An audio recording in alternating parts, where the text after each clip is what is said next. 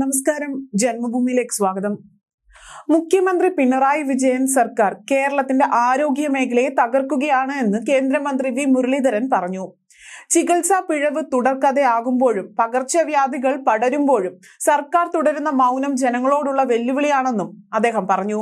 തൈക്കാട് ആശുപത്രിയിൽ ഗർഭിണിക്ക് ചികിത്സ നിഷേധിച്ച സംഭവം ആരോഗ്യ കേരളത്തിന് അപമാനമാണെന്നും വി മുരളീധരൻ ഫേസ്ബുക്കിൽ കുറിച്ചു. അദ്ദേഹത്തിന്റെ ഫേസ്ബുക്കിന്റെ പൂർണ്ണ രൂപം ഒന്ന് നോക്കാം നമുക്ക്. കുഞ്ഞ് ശവപ്പെട്ടിയുമായി സർക്കാർ ആശുപത്രിക്ക് മുന്നിൽ സമരം നടത്തുന്ന കഴക്കൂട്ടത്തെ കുടുംബത്തിന്റെ ചിത്രം ആരോഗ്യ കേരളത്തിന് അപമാനമാണ്. മാതൃശിശു മരണനിരക്ക് കുറയുന്നതിലടക്കം മികച്ച നേട്ടം കൈവരിച്ച കേരളത്തിന്റെ ആരോഗ്യ മേഖലയെ തകർക്കുകയാണ് പിണറായി സർക്കാർ.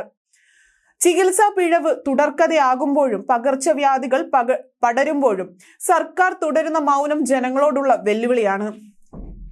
ഗർഭാവസ്ഥയിൽ മരിച്ച ശിശു ഉറങ്ങുകയാണ് എന്ന് പറഞ്ഞ തൈക്കാട് ആശുപത്രിയിലെ ഡോക്ടർമാർക്ക് നല്ല നമസ്കാരം. ശസ്ത്രക്രിയ കഴിഞ്ഞ് കത്രിക കൂട്ടി തുന്നിക്കെട്ടിയും കൈവിരലിലെ ശസ്ത്രക്രിയയ്ക്ക് എത്തിയ ആളിന് നാവിന് നടത്തിയതും കേരളത്തിലെ സർക്കാർ ആശുപത്രികൾ രാജ്യത്തിനു മുന്നിൽ പരിഹാസ്യരാവുകയാണ് ചെയ്യുന്നത്. പാവപ്പെട്ട കുടുംബാംഗങ്ങളിൽ നിന്നുള്ള രോഗികളുടെ ജീവനാണ് ഇത്തരത്തിൽ പന്താടപ്പെടുന്നത്. മഞ്ഞപ്പിത്തവും മറ്റ് പകർച്ചവ്യാധികളും അപകടകരമായി പടർന്നു പിടിക്കുന്നു. മുഖ്യമന്ത്രിക്ക് പനി വന്നാൽ പോലും ചികിത്സിക്കാൻ അമേരിക്കയിൽ പോവാം. പക്ഷെ നാട്ടിലെ സ്വകാര്യ ആശുപത്രികളിൽ പോലും പോവാൻ നിവൃത്തിയില്ലാത്ത പാവങ്ങൾ എന്തു വേണം? കോവിഡ് കാലത്ത് വേണ്ടതും വേണ്ടാത്തതും പറഞ്ഞ് എല്ലാ ദിവസവും 1 മണിക്കൂർ മലയാളിയെ ഉപദേശിച്ച മുഖ്യമന്ത്രി സർവത്ര തകർന്ന ആരോഗ്യ മേഖലയെക്കുറിച്ച്, കേരളത്തെക്കുറിച്ച് മിണ്ടാത്തതെന്ത്?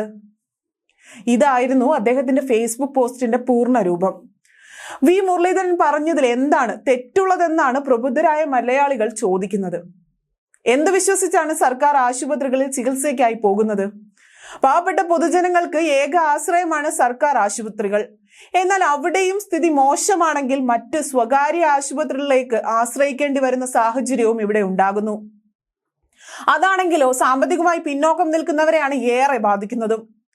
കേരളത്തിന്റെ ആരോഗ്യ മേഖല ലോകോത്തര നിലവാരത്തിലേക്ക് ഉയർത്താൻ ഞങ്ങൾക്ക് സാധിച്ചു എന്ന് നമ്മുടെ ആരോഗ്യമന്ത്രി ഘോരം പ്രസംഗിക്കുന്ന സാഹചര്യത്തിലാണ് ഇതൊക്കെ നമ്മുടെ കൊച്ചു കേരളത്തിൽ നടക്കുന്നതെന്ന് കൂടി നാം ഓർക്കേണ്ടതുണ്ട്.